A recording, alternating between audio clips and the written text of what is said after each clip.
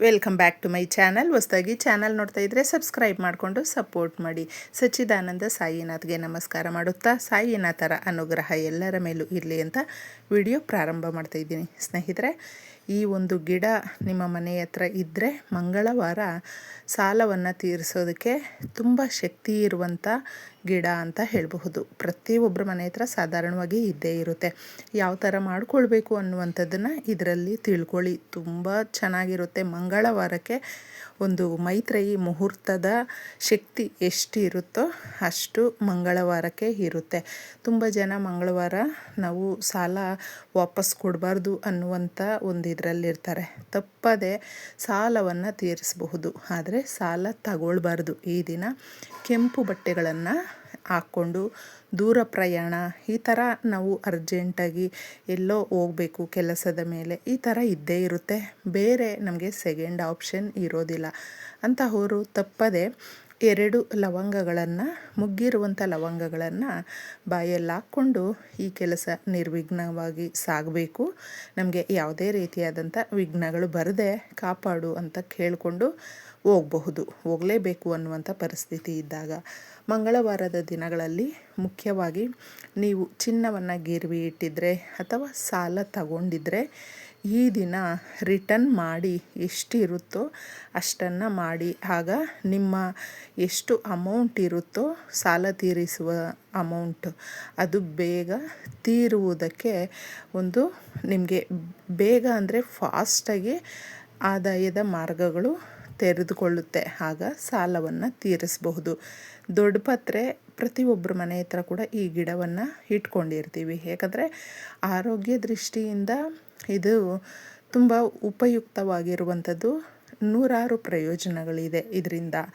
ಹಾಗೆ ನಮಗೆ ಇದನ್ನು ಮುಖ್ಯವಾಗಿ ಪರಿಹಾರ ಶಾಸ್ತ್ರಗಳಲ್ಲೂ ಕೂಡ ಬಳಸುವಂಥದ್ದಿದೆ. ಆದರೆ ಯಾವ ದಿನ ನಾವು ಈ ಗಿಡದ ಹತ್ತಿರ ಪರಿಹಾರ ಮಾಡಿಕೊಳ್ಬೇಕು ಅನ್ನುವಂಥ ವಿಚಾರವನ್ನು ತಿಳ್ಕೊಳ್ಬೇಕು ಅಷ್ಟೇ. ಯಾವ ದಿನ ಅಂದರೆ ಆ ದಿನ ನಾವು ಇಟ್ಟರೂ ಕೂಡ ನಮಗೆ ಅದರಿಂದ ಪ್ರಯೋಜನಗಳು ಬರೋದಿಲ್ಲ. ಮುಖ್ಯವಾಗಿ ಮಂಗಳವಾರ ಮಾಡ್ಕೊಳ್ಳಿ. ಎಲ್ಲರನ್ನೂ ಕೇಳಿದಾಗಲೂ ಕೂಡ ಸಾಕಷ್ಟು ಜನಕ್ಕೆ ಸಾಲದ ಸಮಸ್ಯೆಗಳೇ ಇರುತ್ತೆ. ಅಂದರೆ ಈಗಿನ ಒಂದು ಲೈಫ್ ಸ್ಟೈಲಲ್ಲಿ ಪ್ರತಿಯೊಬ್ಬರಿಗೂ ಕೂಡ ಕಷ್ಟ. ಅಂದರೆ ನಮಗೆ ಆದಾಯ ಕಡಿಮೆ ಇರುತ್ತೆ, ಸಾಲವನ್ನು ಮಾಡಿಕೊಳ್ಳುವಂಥ ಪರಿಸ್ಥಿತಿ ಬಂದಿರುತ್ತೆ.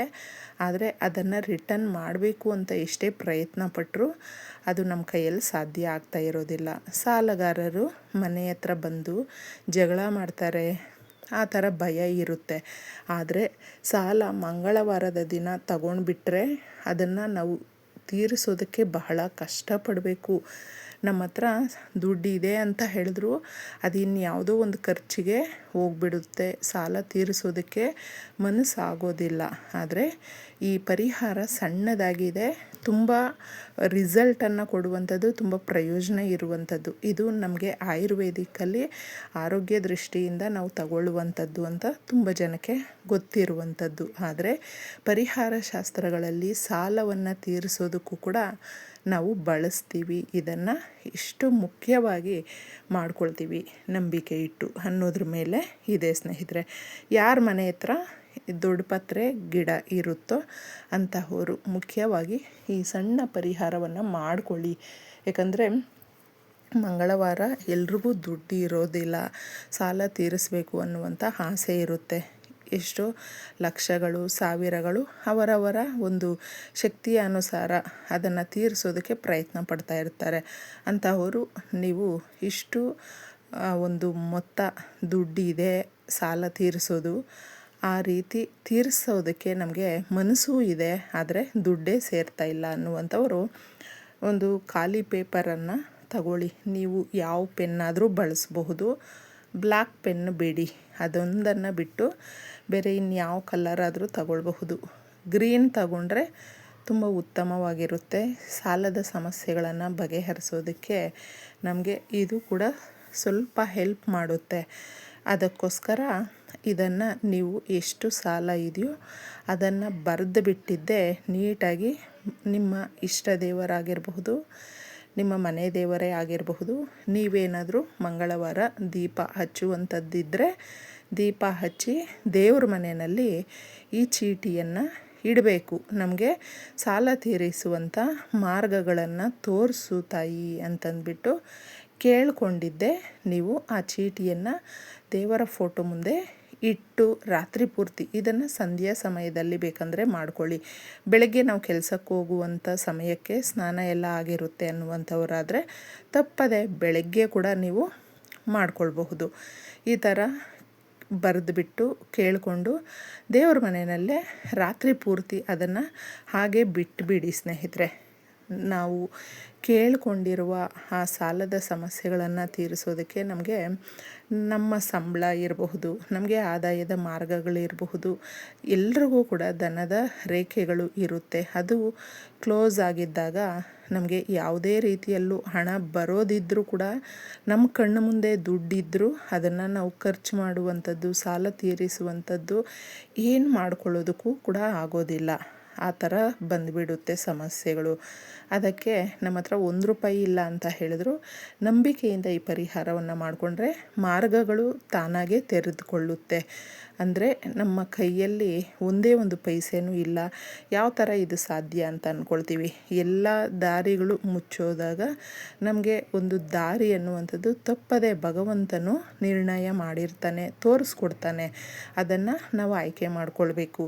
ಈ ಥರ ಬರೆದು ರಾತ್ರಿ ಪೂರ್ತಿ ಇಟ್ಟಾದ ಮೇಲೆ ಕ್ಲೀನಾಗಿ ಅದನ್ನು ನೀವು ಮಾರನೇ ದಿನ ತಗೊಂಡು ನಿಮ್ಮ ಮನೆ ಹತ್ರ ಇರುವಂಥ ದೊಡ್ಡ ಪತ್ರೆ ಗಿಡ ಇರುತ್ತಲ್ವ, ನೀವು ನೆಲದಲ್ಲಿಟ್ಟಿರ್ತೀರೋ ಪಾಟಲ್ಲಿಟ್ಟಿರ್ತೀರೋ ನೋಡ್ಕೊಂಡಿದ್ದೆ ಸ್ವಲ್ಪ ಮಣ್ಣನ್ನು ತೆಗೆದುಬಿಟ್ಟು ಆ ಚೀಟಿಯನ್ನು ದೊಡ್ಡ ಪತ್ರೆ ಹತ್ರ ಸ್ವಲ್ಪ ಮಣ್ಣು ತೆಗೆದುಬಿಟ್ಟು ಇಟ್ಬಿಡಬೇಕು ಸ್ನೇಹಿತರೆ. ಅದು ಮಣ್ಣಲ್ಲೇ ಮಣ್ಣಾಗಿಬಿಡುತ್ತೆ, ತೊಂದರೆ ಇಲ್ಲ. ಈ ರೀತಿ ಮಂಗಳವಾರಗಳು ಕೆಲವು ವಾರಗಳು ಮಾಡ್ಕೊಳ್ಳಿ. ಒಂದು ವಾರ ಮಾಡಿ ಬಿಡ್ತೀವಿ ಅಂದರೆ ಆಗೋದಿಲ್ಲ. ಒಂದಷ್ಟು ವಾರಗಳು ಮಾಡ್ಕೊಳ್ಳಿ ಕಂಟಿನ್ಯೂಸ್ ಆಗಿ. ಹೆಣ್ಮಕ್ಳಿಗೆ ಸಮಸ್ಯೆಗಳು ಬರುತ್ತೆ. ಆ ಸಮಸ್ಯೆಗಳು ಬಂದಾಗ ಅದನ್ನು ಸ್ವಲ್ಪ ಸ್ಕಿಪ್ ಮಾಡಿ ನೀವು ಮತ್ತೆ ಕಂಟಿನ್ಯೂ ಮಾಡಬಹುದು. ಗಂಡು ಮಕ್ಕಳಾದರೆ ಕಂಟಿನ್ಯೂ ಮಾಡ್ತಾ ಇರಬಹುದು, ತೊಂದರೆ ಇಲ್ಲ. ಈ ಥರ ಮಾಡಿ ನೋಡಿ, ಇಷ್ಟೊಂದು ಬದಲಾವಣೆ ಇರುತ್ತೆ. ಮುಖ್ಯವಾಗಿ ಈ ದಿನ ನಾವು ಕುಜನಿಗೆ ಸಂಬಂಧಪಟ್ಟಂಥ ದಿನ ಆಗಿರೋದ್ರಿಂದ ಏನೇ ಕೆಲಸ ಮಾಡಿದ್ರೂ ಪದೇ ಪದೇ ಮಾಡಿಸ್ತಾ ಇರ್ತಾನೆ. ಅದಕ್ಕೋಸ್ಕರ ಸಾಲ ತೀರಿಸಬೇಕು, ಆದರೆ ಸಾಲ ತಗೊಳ್ಳೋದಕ್ಕೆ ಹೋಗಬಾರ್ದು ಈ ದಿನ. ಇದನ್ನು ನೆನಪಲ್ಲಿಟ್ಕೊಂಡು ಸಾಧ್ಯ ಆದರೆ ನೀವು ಸುಬ್ರಹ್ಮಣ್ಯ ಸ್ವಾಮಿ ದೇವಸ್ಥಾನಕ್ಕೆ ಹೋಗಿ ಬನ್ನಿ. ಈ ದಿನ ಓಂ ಸ್ಕಂದ ದೇವಾಯ ನಮಃ ಅನ್ನುವಂಥ ಮಂತ್ರವನ್ನು 108 ಬಾರಿ ಪಠಣೆ ಮಾಡಿ. ಮನೆ ಯೋಗ ಕೂಡಿ ಬರುತ್ತೆ, ಅಂದರೆ ಸ್ವಂತ ಮನೆಯ ಯೋಗ, ಜಮೀನು ತಗೊಳ್ಳುವಂಥ ಯೋಗ ಕೂಡಿ ಬರುತ್ತೆ. ಇಷ್ಟು ಮಾಡ್ಕೊಳ್ಳಿ, ತುಂಬ ಲಾಭಗಳನ್ನು ನೋಡಬಹುದು. ಒಳ್ಳೆಯದ.